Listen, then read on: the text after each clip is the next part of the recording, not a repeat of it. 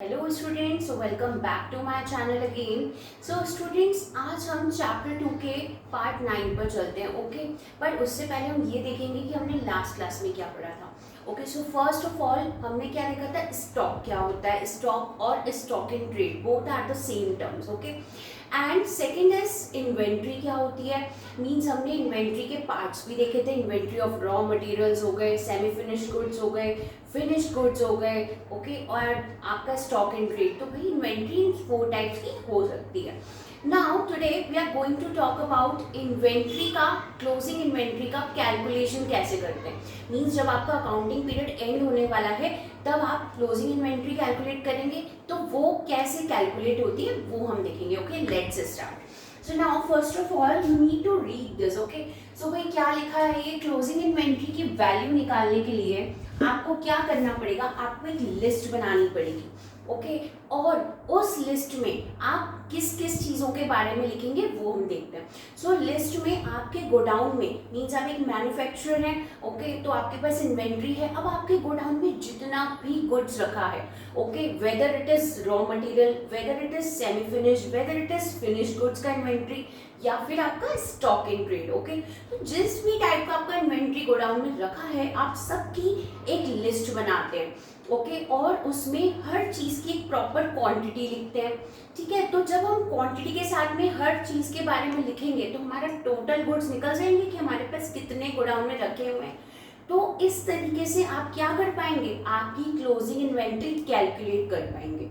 अब भाई हम लिस्ट तो बना लेंगे, ठीक है, बट हमें ये भी तो पता होना चाहिए कि उस लिस्ट में आप कौन से आइटम्स इंक्लूड करेंगे एंड कौन से नहीं इंक्लूड करेंगे, मीन्स एक्सक्लूड करने वाले हैं। ओके, सो उसको हम डिस्कस करते हैं यहाँ पे। सो भाई नॉट इंक्लूडेड, कौन से आइटम्स इंक्लूड नहीं होने वाले, पहले हम ये देखते हैं। So goods which have been sold, आपके गुड्स जो कि आपके यहाँ से बिक तो गए, मीन्स आपने उसका अमाउंट ले लिया, बट अभी भी आपके पास ही रखे हुए हैं, मीन्स आपके डिलीवर नहीं हुए हैं। सो अनडिलीवर्ड गुड्स हैं बट आपकी तरफ से वो सोल्ड आउट हैं, तो आपके नहीं हुए, तो इसलिए आप उसे क्या करेंगे, लिस्ट में नहीं इंक्लूड करेंगे।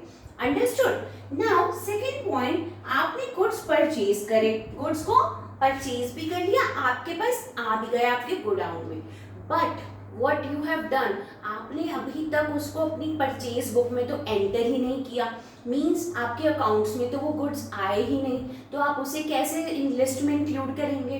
ठीक है, तो ऐसे गुड्स जो आपने परचेज कर लिए, रिसीव भी कर लिए, but still they are not entered in your purchase book, so that will not be included. Understood. So जब तक परचेज बुक में वो रिकॉर्ड नहीं हो जाते आप उसे नहीं इंक्लूड कर सकते हैं।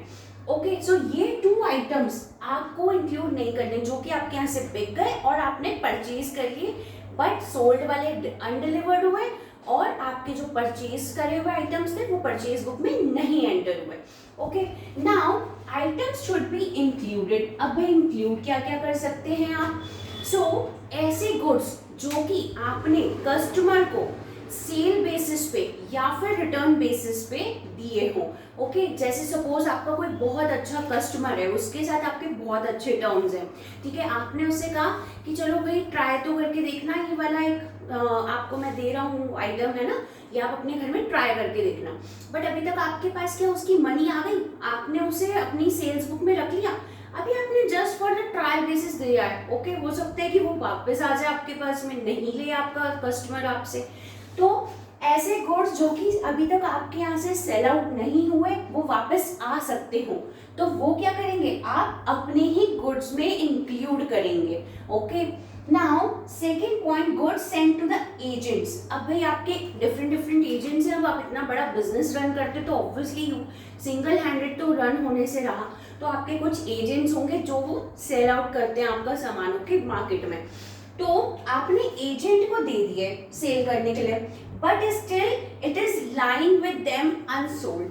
अभी तक एजेंट के पास ही बिके हुए हैं, एजेंट के पास अनसोल्ड ही रखे हुए हैं, सॉरी। तो ऐसे गुड्स आपकी सेल्स बुक में तो नहीं चढ़े, means still you have ownership on those goods. Okay, तो भाई अभी तक आपने उन गुड्स की ओनरशिप किसी को ट्रांसफर नहीं करी है। सेल्स मीन्स क्या होता था? Transfer of ownership. आपने वो ट्रांसफर तो करी नहीं ओनरशिप, तो मीन्स अभी तक वो आप ही के हुए। तो जब आपके हुए तो मीन्स आपकी फर्म के हुए। ओके, तो वो कहाँ आएंगे? आपकी बुक्स में आएंगे। ये बात आपको क्लियर हो गई होगी आई थिंक सो। नाउ अब हम देखते हैं कि इम्पोर्टेंट पॉइंट, ये आपको बहुत ध्यान रखना है। It should always be kept in mind, ये आपको माइंड में रखना है। Okay, that inventory is valued. किस पे वैल्यू की जाती है आपकी इन्वेंट्री? या तो आपकी कॉस्ट प्राइस पे या फिर आपकी रियलाइजेबल वैल्यू पर। ओके, जो दोनों में से जो भी लेस होगी ना, आप उस पे रिकॉर्ड करेंगे अपनी इन्वेंट्री को। ओके, अब भाई बात करते हैं हम कॉस्ट प्राइस की। कॉस्ट प्राइस क्या होती है? जो आपका सामान प्रोड्यूस करने में, प्रोडक्शन करने में जो लागत लगी है वो तो हो गई आपकी कॉस्ट। ओके, अब रियलाइजेबल वैल्यू क्या हो गई? जो आपको वसूल हुई है, मीन्स आपको जो मिली है उसे बेचने से, तो रियलाइजेबल वैल्यू वो हो गई। तो इन दोनों में से जो भी आपकी लेस होगी वो आप यहाँ पे रिकॉर्ड करेंगे। Understood? So now we are going to talk about difference between stock and inventory। भाई आपने स्टॉक भी पढ़ लिया, आपने इन्वेंट्री भी पढ़ लिया। अब दोनों टर्म्स आपको सेम सी लगती हैं, बट इसमें मेन बेसिक डिफरेंस क्या होता है हम उसके बारे में देखते हैं।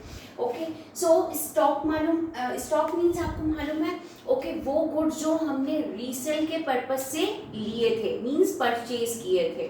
ओके, बट अभी तक हमारे पास अनसोल्ड ही पड़े हुए हैं। ओके, तो वो क्या हो जाता है? आपका स्टॉक हो जाता है, जो कि आपके अकाउंटिंग पीरियड के एंड पे बच जाते हैं। जैसे मैंने आपको जब स्टॉक पढ़ाया था तो मैंने आपको ये एग्जांपल से भी समझाया था कि सपोज मेरी परचेजेस हैं 1 लाख की। ओके, इस अकाउंटिंग पीरियड जो भी रन कर रहा है उसमें मैंने इतनी परचेजेस करी। ओके, और सपोज मेरा ओपनिंग स्टॉक है 50,000 का। ओके, तो मेरे पास अभी टोटल गुड्स कितने के पड़े हुए हैं? 1,50,000 के।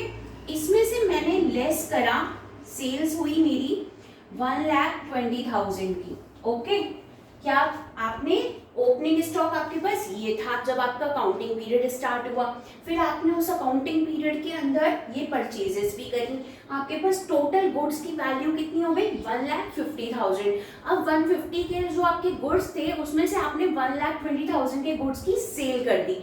तो भाई अब अकाउंटिंग पीरियड खत्म हो गया है, अब आपके पास कितने गुड्स बच गए? तो आपके पास 30,000 रुपीज का जो गुड्स बचा है ना, वो हो गया आपका स्टॉक, और उसको आप बोलेंगे क्लोजिंग स्टॉक, क्योंकि वो आपके अकाउंटिंग पीरियड के क्लोज होने के टाइम पे आपके पास रह गया है, वो भी अनसोल्ड। अंडरस्टूड? तो ये होता है हमारा स्टॉक। ठीक है, अब हम बात करते हैं कि इन्वेंट्री क्या होती है। सो इन्वेंट्री मीन्स आपका ये जो व्हाइट टर्म होती है, सो इन्वेंट्री क्या होती है? मैंने व्हाइट टर्म होती है which includes stock also. Okay, means अब हम इसको भी देखते हैं कि भाई ये कैसी व्हाइट टर्म है कि आपके ये सपोज ये बहुत बड़ा सा सर्किल है। ओके, ये पूरा इन्वेंट्री है और ये जो स्टॉक है ओके, ये इन्वेंट्री का ही एक पार्ट है। ओके, सो स्टॉक क्या होता है? आपकी इन्वेंट्री का ही एक पार्ट होता है, और इन्वेंट्री वो व्हाइट टर्म होती है जो स्टॉक को भी इंक्लूड करती है। ओके, जैसे हमने बात की थी इन्वेंट्री के बारे में, तो ये 4 टाइप्स की होती है। तो कौन से 4 टाइप्स की होती है भाई? तो आपकी फर्स्ट तो होती है inventory of raw material, remember. Okay, second होती है आपकी inventory of semi finished goods, भाई जो भी वर्क इन प्रोग्रेस में है, ठीक है, जो अभी तक प्रॉपर फिनिशिंग में नहीं आए हैं। नेक्स्ट आपका आता है फिनिश्ड गुड्स, जिन्हें आपने पूरा फिनिश कर लिया है और मार्केट में बेचने के लायक बना दिया है। और फोर्थ होता है आपका inventory of stock in trade. तो ये जो आपके 4 टाइप्स है ना बेटा, इसी के अंडर में आपका स्टॉक आ रहा है। ओके, तो मींस स्टॉक क्या हो गया? इंक्लूड हो गया इन्वेंट्री में। और इन्वेंट्री एक वाइड टर्म होती है जो सब चीजों को लेकर के साथ में चलती है। I hope this topic is very clear to all of you. Okay, so if you are liking this content, so इसे लाइक करिए और अपने फ्रेंड्स के साथ शेयर ज़रूर करिए। Thank you for watching.